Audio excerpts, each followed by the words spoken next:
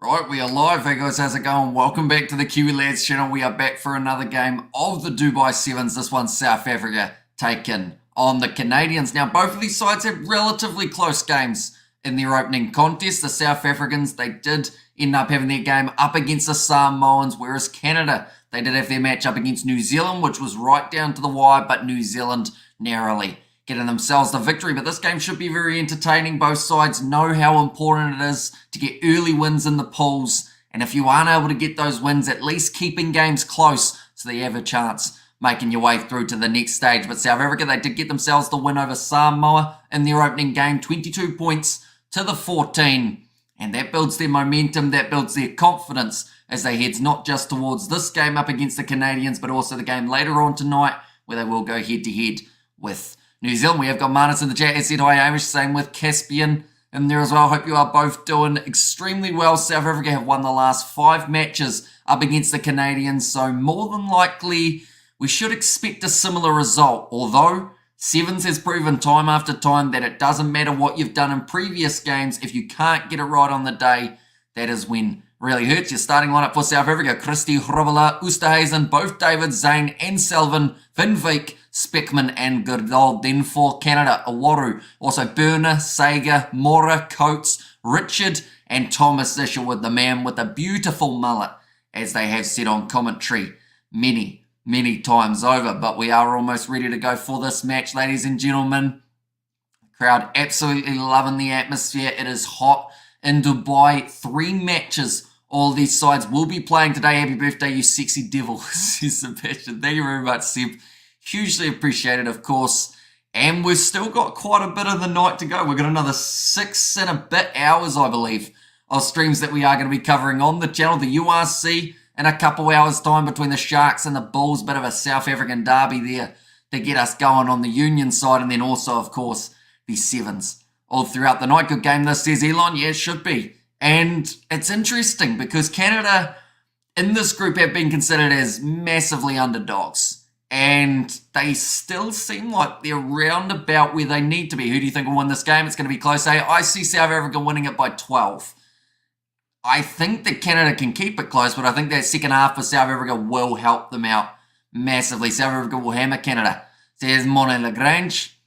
And we have got there, who would you say is better, Canada or South Africa? South Africa definitely have had the better results over the last, I guess you could say, even 5 years of the Sevens, even prior to that. But Canada are a dark horse that sometimes can cause problems for top sides. We've seen it before. They want to prove it again here, although up against a speedy South African team, it's going to be very hard to do. But just about to kick this one off, South Africa going from left to right, kicked off by Selvin Davids, the captain, and we are underway now for another match in the Dubai Sevens. The second match for these sides. I'm very curious, see how it does end up going for the Canadians. Awaru inside of the 22 goes off to Thomas Isherwood. Now charging sideways. Great shot from Roscoe Speckman. And that is going to be the penalty for the high shot. We have got happy birthday, Hamish, says Simran. And I think you squeezed in just in time, 11:59 p.m. You've done very well there. And I have so much anxiety. And it's not the Rugby World Cup, says Caspian. It's too hot for Canada. So they'll probably either lose this one, probably. Although that's what some people thought about the first match up against New Zealand, but they actually really held their own in that contest. They have won the early penalty. Discipline will be very important throughout this Dubai Sevens competition. Where's your mate tonight? Says Kiwi Gamer. I did see him a little bit earlier on, George as well as Daniel. But I believe he'll be sleeping at the moment, more than likely. Doesn't stay up all night watching the Sevens like myself. Line out throw, Thomas Isherwood for the Canadians. Ready to set this one. Looks like Zane Davids, Oosterhuizen and Hrobela decide against going for the challenge in the air. Flat pass intercepted. And it will be Van Wyk who gets the first try of the contest. He made it look easy. It shouldn't have been easy, but Canada just flat pass straight into the hands of Schutten Van Wyk for his first try in 2023-24 season. Just waited too long for that pass. Good pressure being applied by the Blitzboks. They've hardly had an attack throughout this whole game, but as soon as the Canadians tried to start one, Van Wyk was there to be able to shut it down right where it started. And what a try by Shilton Van Wyk. Yeah, he's done extremely well to be able to regather that, because sometimes those can end up in deliberate knockdown central, and then from there you get your yellow card.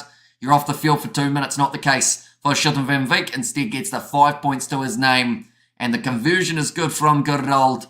In fact, Gerald wasn't actually starting in the lot. Oh, no, he is. He's out there, so he would have taken that kick. Looking forward to the next week Investor Cup, formerly known as the Heineken Cup. Says Morley Lagrange there. Yeah, it's going to be awesome seeing the Champions Cup in action. I believe of those games we are hoping to cover probably about 5, somewhere around there. Would be a good goal. But then, of course, that is alongside the Cape Town Sevens. So she's going to be a hectic weekend. Probably even more hectic than this weekend is going to be. But it should be fun, hopefully.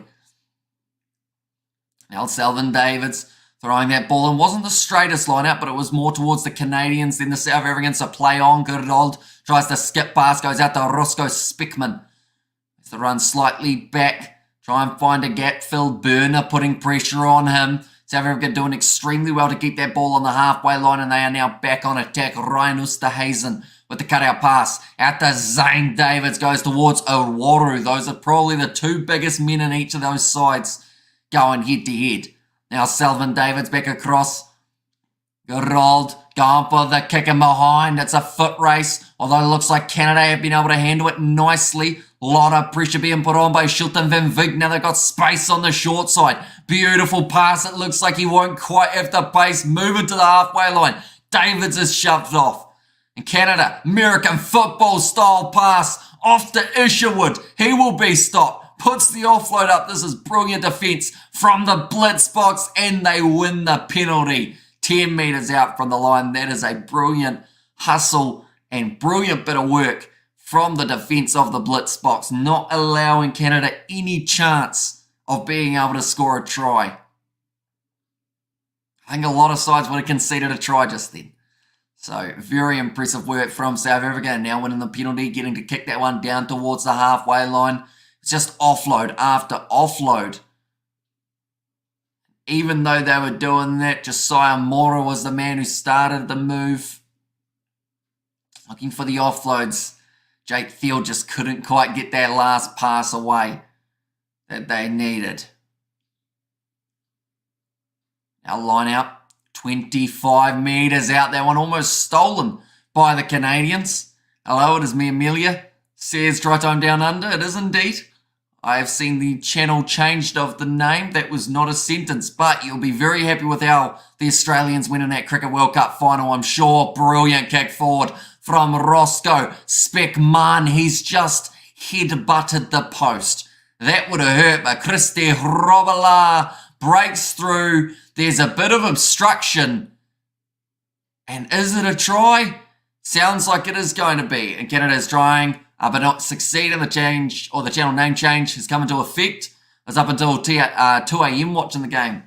Says try time down under. Olympic predictions. I mean, the Fijians are always right up there when it comes to the Olympic Games. Speckman, he kicked the ball forward.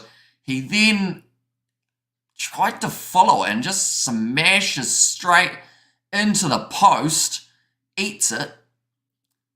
And then nice step in from Robela. I think Richard was trying to say he was obstructed. He wasn't. He just got beaten. And we have got there. Happy birthday, Hamish. I wouldn't even want to try and pronounce that first bit, Fleshin. I feel like I'd embarrass myself. Still got a ways to catch up. Says Fleshin in there. Yeah. Although I was at cricket today and they didn't think I was 24. And I think they thought I was older. But then I think some people also thought I was still in high school. So I don't know which way is more of a compliment. But we'll take it either way. And also I met some of the Moulin Rouge. I've said that terribly, haven't I, Carsten? I found out James Bryers, who plays the Duke, loves Virgin River. And he even followed my fan account. Now, nice offload from Owaru. Canada inside of their own 22, being a little bit more hesitant with when they decide to go for those passes due to that turnover that they did have that led to the try of Shilton Van Wyk. Nice bit of work from Josiah Mora, though, going off to this left-hand side now. Trying to find some space. Here comes Richard. On the ball, Selvin Davids gets another turnover for the South Africans. Now 15 seconds remaining in the half. It's going to be Gerald looking for the pass off to Zane Davids. Well, shut down by Isherwood. I got photos with the cast when I went on Thursday. Says try time down under. Nice step. Christy Robala. Tried to sell the dummy. Oosterhuizen is in the breakdown. Those two working very nicely together. Kicked him behind. Another attempt from Selvin Davids. The ball is there for him. South Africa probably a side that incorporate the most kicking out of anyone on the Sevens circuit, and it has worked once more there. The man who is the X factor in Selvin Davids has returned, and now South Africa have a 19-0 lead going into the second half. How far do you think the Bulls and the Stormers are going to get in the Investor Cup? I feel like at least one of them is going to do relatively well. I think Champions Cup last year, both, in fact, 3 South African sides, I believe, all struggled, if I'm not wrong. I think they were all knocked out by the semi-finals, but I'm sure they'll want to go a little bit further. Will you be streaming the BBL when that starts next week? It starts next week, doesn't it? I feel like I was in that mindset of, plenty of time till we have to get fired up and ready to go for it, but we are hoping to do some of the streams. I just forgot that it was so close. I feel like there's a lot of preparation that will still need to be done, but hopefully we'll be able to do a few of those streams, definitely as we get more into summer and kind of normalize our sleep schedule. At the moment, we do not have a normal one. I'm going to be staying up till 6 a.m. today, so that's not great, but great start for South Africa, very good indeed. And the points differential going to be very handy, and I'm going to stream the Renegades games, depending on if they're on free-to-air. Says try tone down under. Just going to scroll down quickly and work out exactly what day it starts. It starts in 4 days, 21 hours. That's on a Thursday. Okay, so there's only one game per day for the first 4 days. That's nice. Ooh. Actually, no, there it is. I was going to say, have they actually made it so that there's no days where there's 2 games on? But no, it's not the case. I think we've got probably about 10 days that have doubles up, but yeah, we'll hopefully be able to cover most of it. Staying up till 6 a.m, that's just smart, Hamish. Says try time down under. Well, it gives me more time awake, of course, but it's how productive I am up until 6 a.m. that will determine if I get to sleep at 6 or whether I have to stay up a couple more hours. So how much sleep are you going to get, says Mornay Lagrange? It depends a little bit. Of course, we've got the quarterfinals of the Sevens tomorrow, which will be starting at about 7 p.m. New Zealand time, so we will have to, of course, be up for that. So it depends. If I can get everything edited, in bed and asleep by like 10 a.m, maybe, if I'm lucky, and then from there, sleep 8 hours, get up, do last-minute prep, we'll get a bit of sleep, I think. Box playing well so far. Wasn't able to watch the South Africa Samoa game on Stan. Was only showing the New Zealand-Canada game. Says Rugby. Yeah, there was a bit of a problem for us as well, trying to find where to actually watch that game when it was taking place, but they got themselves the 8-point win. Canada showing a lot of physicality in the breakdown early on here. Awaru thought about the offload over the top, and he does manage to find their hands now. Burner in the midfield. The hardest thing at the moment for Canada is keeping that ball when they get to the breakdown. As anytime there is the chance, South Africa are looking for those turnovers. Nice bit of stepping in the midfield. Schutten Van Veek misses the tackle, and he's just gone over. That looked too easy. How? He was about 15 metres out there, Saga, and just kept driving, and all of a sudden he's over the line. How do you think will the pool A end? I think that it is going to be, I'm saying New Zealand 1, South Africa 2, Samoa 3 is my prediction.